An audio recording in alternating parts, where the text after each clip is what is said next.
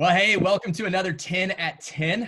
Excited to bring some of my friends on, all our small group leaders. And really, what we want to talk about today is the importance of community in times like this.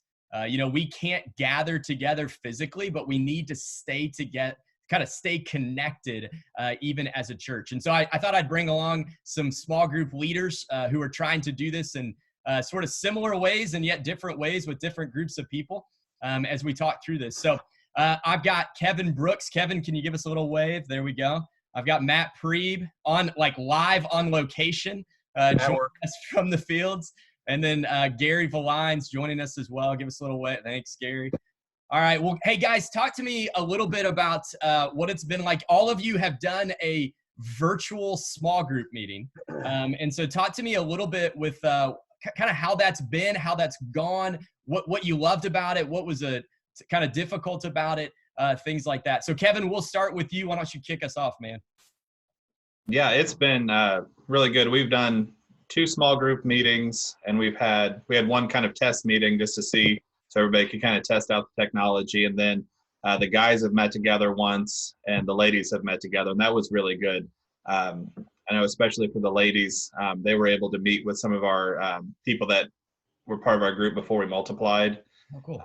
And so it brought 2 groups together, and then also some of our ladies who have moved to different locations were able to join too. And so I know my wife just talked about like seeing people's faces, kind of light up. And, we try to do a good job with communicating and staying in contact. We use the GroupMe app, but it's different, between like texting and things like that to actually seeing each other face to face. So it's been great. We've really enjoyed that. Yeah. Have you guys been using Zoom as your kind of primary for most of your meetings? Yeah. Yep. That's the way we've done all of our meetings. Yeah. Yeah. Steph's been saying the same thing. Like, it's one thing, especially like, I think if you've got young kids like us, it's just great to have an adult conversation with someone and see some people. And again, it's not like being in person for sure, but it's better than nothing. And it's better than being, kind of isolated in that sense. Matt, you guys have now done an online kind of small group as well. How'd that go for you guys? Went really well. We had one test run last week. Only had 3 households show up, so we kind of did a hybrid of another test last night, and a little bit of material. But it was great. We had 8 video feeds going last night on the screen, so we had a almost full participation, which was awesome. And you don't get to meet in someone's house, but like the needs don't change. We still need to see each other's faces, hear each other's voices. Our needs in this time, we just have an additional one right now, and that's the dealing with the pandemic. But you still get similar prayer requests. You get stories about what it's like to be at home with all your kids and your spouse all day long, and you wouldn't normally think that would be a big deal, but we don't. That's because we don't do it. We're not normally forced into that situation where everybody's packed into the house all the time every day. So it was really good to see everybody's faces and hear everybody's voices. And it's funny to me that like it seems like a weird thing when we start doing this virtual meeting stuff, like everybody's going to be camera shy and not know what to say. And then you find out real quick that you still got the same jokesters in the group that are cracking, wisecracks and stuff.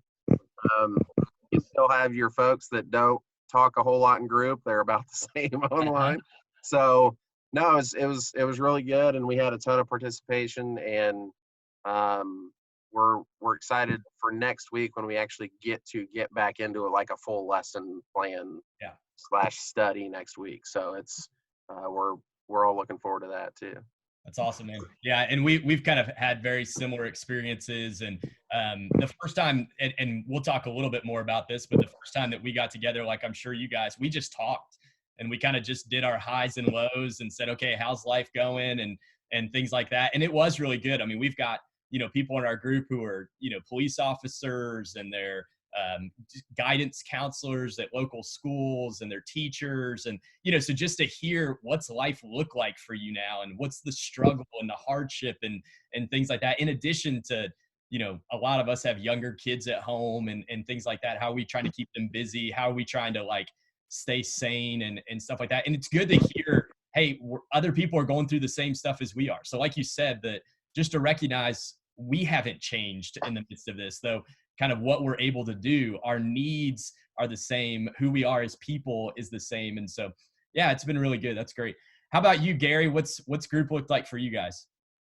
We're doing all right. We tried it out on Tuesday night, and we had a full group that wouldn't fit in our living room, Yeah. but we were able to still all meet, So I just want to highlight how blessed we are that we have this technology in a time like that. I mean, it's not a new expression right now to be able to appreciate that we have right now media, that we have a church that can broadcast online, that we have, all these Skype, Zoom, Hangout platforms to meet. Yeah. And I think we talked about earlier, every group kind of has, their extroverts and their introverts.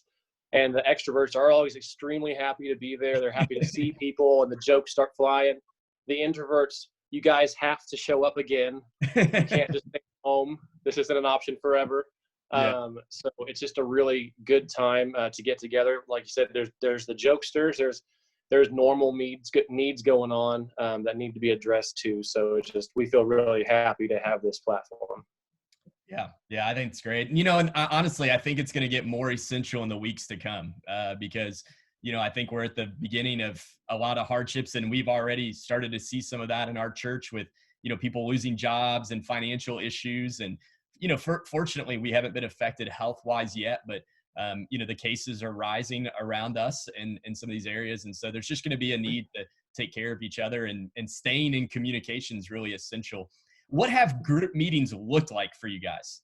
So I know in our group, like I told you a little bit, we've always started off with just kind of almost going around the bigger square, if you will, and letting people kind of talk and share their day. And then we're doing Psalm 23 with Matt Chandler, which our group has just absolutely loved. And so I'll be honest, for us, it's 40 to 45 minutes of just catching up on each other's lives and letting people kind of talk and think through things. And then we'll do about 10 or 15 minutes of that study. It's really short. It's only a 7 or 8 minute video. We've already watched it before we've come in, and we just talked through that. Last night was maybe a little bit longer. We talked through probably about 20 minutes on that. And then we pray together. And that's kind of our meetings as we've gone through it. Is that similar to you guys? Anything else that you're doing in some of this? Yeah, for sure. Go ahead. I would say our structure hasn't really changed much. I mean, we do, I think with what's going on right now, it seems like we could spend a little bit more time at the beginning of group talking about just how everybody's doing. Yeah. It's again, something we haven't really experienced before, but everybody's in the same boat. So everybody's going to have something to say about what it's like to be on virtual lockdown. So like I said, we didn't get into a whole lot of material with Psalm 23 last night. We read through it together, Good. Prayed over it. But it'll shift a little bit more next week, getting into some more substance on scripture. But it's pretty similar to what we've always done, just a little bit more time on, hey, how's everybody doing, personally and in your home. So I think that's getting to be a little more critical right now because, like I said, everybody's got something to say about that. Yeah. Gary, what were you going to say, man? Well, I was just going to say, I mean, for us, it's pretty much the same structure. The goods, the bads at the beginning. Yeah. We'll go around the circle and talk about that and kind of give everyone a platform for a little bit. And then we'll launch into the study. And like I said before, right now media is great, and Matt Chandler's stuff is always gold. Yeah. And so we all really appreciate that. I think the only thing that's really changed, maybe for the better, is that people are so relaxed being online because they're in their own home. Yeah. We had kids jumping in and out, and sometimes kids would answer questions. Other times, like I think at one point, 4 people had their dogs in their laps. So I mean, it was a really good time. We liked it. Yeah, we're actually talking about next week in our group doing an introduce our pets sort of kind of scenario. We talked about maybe doing like a Cribs edition of small group, but then all of us recognized our house were just way too messy for that right now. And Just a complete wreck over here. Yeah. Yeah, I think everybody's is that way. And so we decided against that, but animals we could handle as we go through that. Kevin, are you guys doing kind of maintaining similar kind of status quo in that regard? Yeah, I mean, we usually do a meal before we have small groups. Everybody took pictures of what they were eating and sent it on GroupMe before we met. Yeah. So that was kind of fun. And then, but yeah, I think spending a lot of time just talking. And for us, we ended up like just kind of asking every person, going around, around the square, like you said, just being specific, asking every person, hey, how are you doing? What's going on? What's going on with this situation or that one? And then, spending 20 minutes or so going through the lesson and prayer requests. And then the other thing that we found is, people will stay on afterwards, and, we're like, okay, we're done. If you guys need to go, and like 2 or 3 people will jump off, and then, 10 people are still on there chatting. And, at one point I finally said, I made somebody else the group administrator and said, I've got to go put some kids to bed, but you guys stay on here. So I don't know how much longer they stayed on, but I mean, I think it was probably, by the time I hung up, it'd been an hour and a half. Yeah. And people just really need it. Some people didn't say anything, but they just sat there and smiled.